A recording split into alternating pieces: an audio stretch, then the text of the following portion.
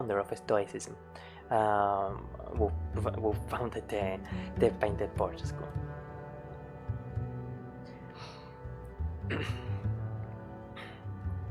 The Stoics regarded speculations as a means to an end, and that end was, as Zeno put it, to live consistently.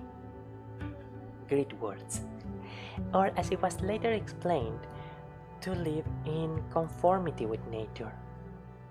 Great terminology. This conforming of the life to nature was the Stoic idea of virtue. This dictum might easily be taken to mean that virtue consists in yielding to its natural impulse, but that was far from the Stoic meaning. In order to live with accord with nature, it is necessary to know what nature is. And to this end, a threefold division of philosophy is made into physics, dealing with the universe and its laws, the problems of divine government, and theology. Logic, physics includes the problems of divine government, and teleology. Logic, which trains the mind to discern true from false, and ethics, which applies the knowledge thus gained and tested to practical life. The Stoic system of physics was materialism with an infusion of pantheism.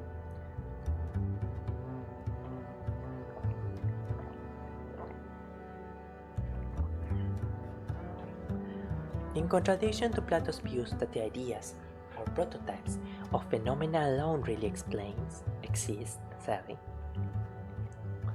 the Stoics held that material objects alone existed, but immanent in the material universe was a spiritual force which acted through them, manifesting itself under many forms, as fire, ether, spirit, soul, reason, the ruling principle. The universe, then, is God, of whom the popular gods are manifestations, while legends and myths are allegorical. The soul of man is thus an emanation from the Godhead, into whom it will eventually be reabsorbed. The divine ruling principle makes all things work together for good, but for good of the whole. The highest good of man is to consciously to work with God for the common good.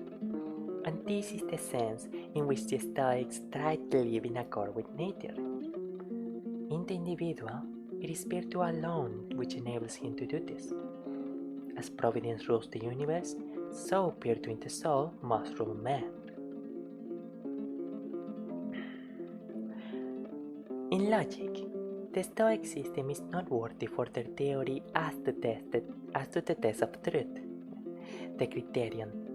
They compare the newborn soul to a sheet of paper ready for writing.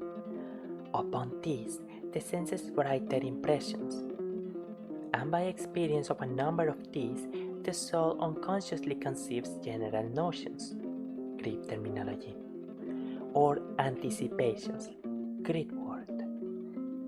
When the impression was such as to be irresistible, it was called Greek terminology, one that holds fast, or as they explained it, one proceeding from truth.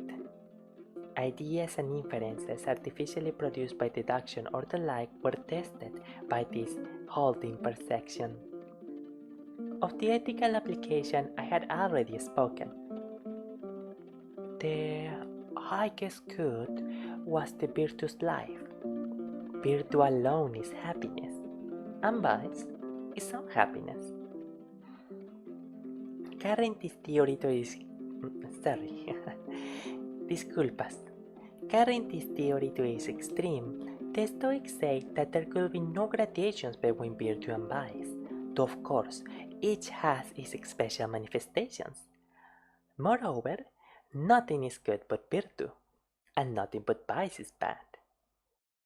These outside things which are commonly called good or bad, such as health and sickness, wealth and poverty, pleasure and pain, are to him indifferent, Greek terminology.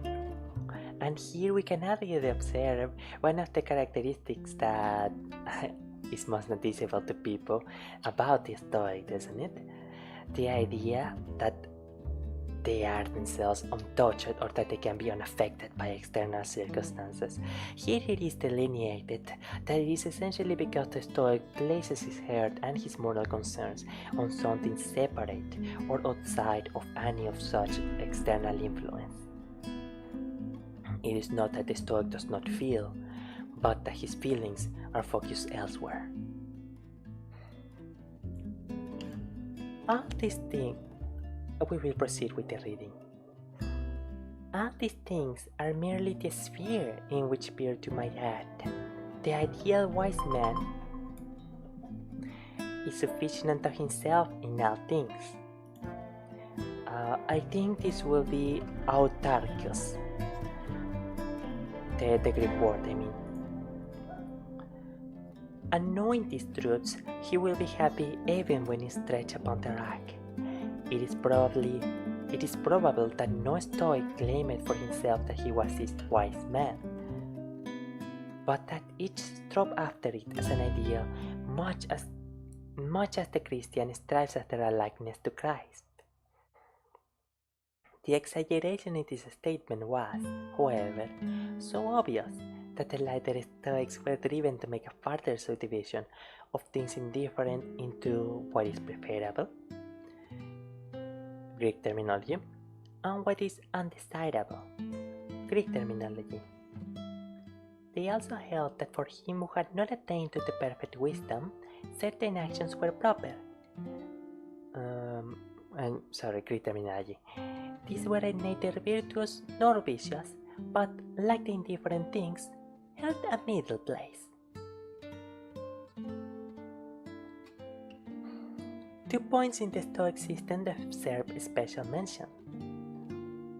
One is a careful distinction between things which are in our power and things which are not. Desire and dislike, opinion and affection are within the power of the will, whereas health, wealth, honor, and other such are generally not so. The Stoic was called upon to control his desires and affections, and to guide his opinion, to bring his whole being under the sway of the will or the leading principle, just as the universe is guided and governed by divine providence. This is a special application of the favorite Greek virtue of moderation, and has also its parallel in Christian ethics. The second point is a strong insistence on the unity of the universe and on man's duty as part of a great whole. Apologies, we're going to change the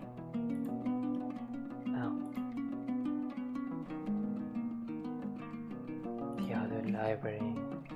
This one is a bit more relaxed.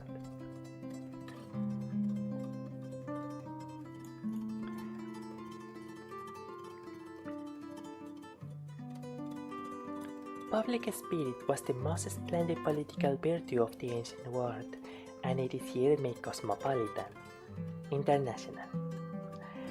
It is again instructive to note that Christian sages insisted on the same thing.